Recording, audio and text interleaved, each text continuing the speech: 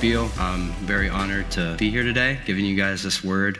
I'm going to be talking about the power and importance of community, and it's something that's been very impactful on my life. So I've been going to MCC for probably about 15 years now, but I still remember the first time I ever been to Marlborochristianchurch. I was in elementary school, and me and Colton Pontius, we made plans over the weekend to want to hang out.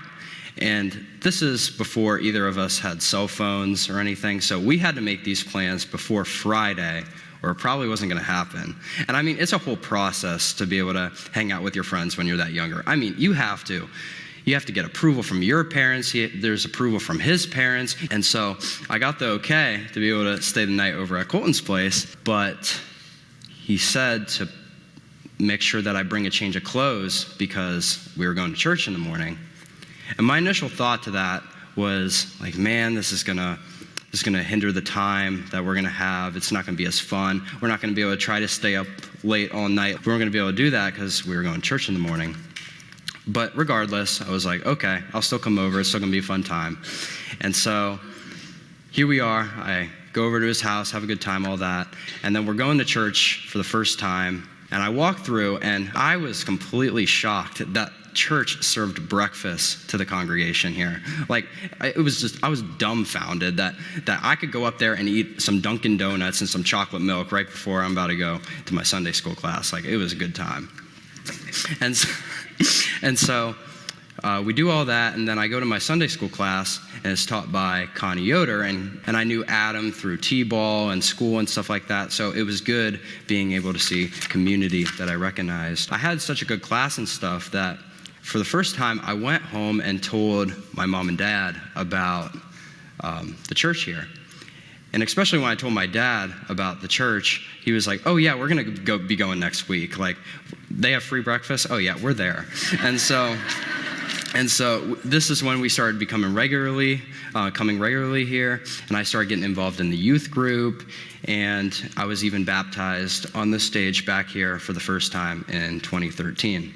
And all this happened because Colton invited me to come to church. It all happened because Colton wanted me to be a part of the community here. So it wasn't about the breakfast or the games we would play at youth group that really created this hunger and thirst to know God. It was about the people inside the building. It was about fellowship of people, of disciples, wanting to make disciples who made disciples. In fact, I don't think we really realize how important community is. I mean, there's conflicts on every single continent, every single nation. There's neighbors that live next to each other without even sharing a word. With all our social media platforms and with the instant connection we can have on our phone, loneliness and depression is still at its all-time high. Everyone wants to have community, everyone wants to feel like they're safe, and everyone wants to feel like they belong somewhere. But what does it look like to live in community? Well, in Acts chapter 1, Jesus, after his resurrection, he appeared to a group of people over a period of 40 days, and he told them to wait in Jerusalem because there was a gift that was coming to them.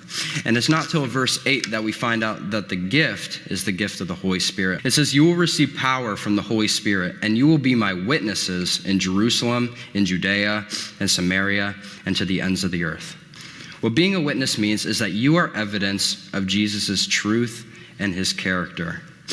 I think one of the ways we see Jesus the most is through other people. So we, as a community, as a church, we are the witnesses of who God is. We are the witnesses of his behavior, the way he lived, how he loved, and how he served others. Have you ever were talking with someone and they might not have told you, yep, I'm a Christian, or yep, I know Jesus, but you just kind of had that feeling just because of the way they were acting or the way they lived their life? As a witness of Jesus, that is what we are supposed to do. So what does a witness do, though? A powerful witness shows the world what transformed lives look like. Not perfect lives, but we are transformed. What it means is that we as a community don't have to have perfection.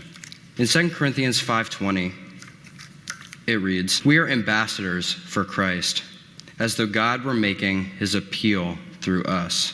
What ambassador means is that you are the official representation of what you are for. So if you are an ambassador of the United States of America and you go over to another country, you are the ambassador for that country. So however you say, whatever you say, however you act, however you behave, it all reflects back on what you are representing.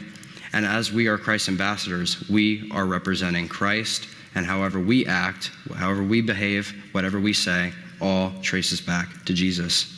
And some sad truth is that to some people, maybe in your schools, maybe people you work with, you might be the closest thing to church, you might be the closest thing to community that some people may ever experience. We're not going to be able to completely mimic the way Jesus lived because, like I said, we all fall short of the glory of God, but we need to try our best to model the way he lived because we don't know who's watching. It could be the unbeliever, or it could be the person that's on the fence of joining the faith and they're watching you to see how you act. It's so important to do this. And we're not only representing ourselves, but we're representing the community of other believers too, because we have to be consistent.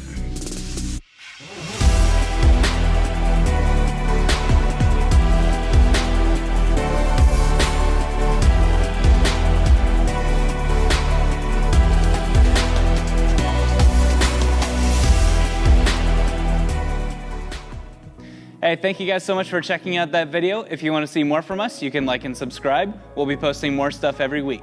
If you want to connect with us, you can check us out on our socials or on our website, Marlborochristian.com, where we'll have more information about what we have coming up. Thank you guys again for checking out that video. We'll see you in the next one.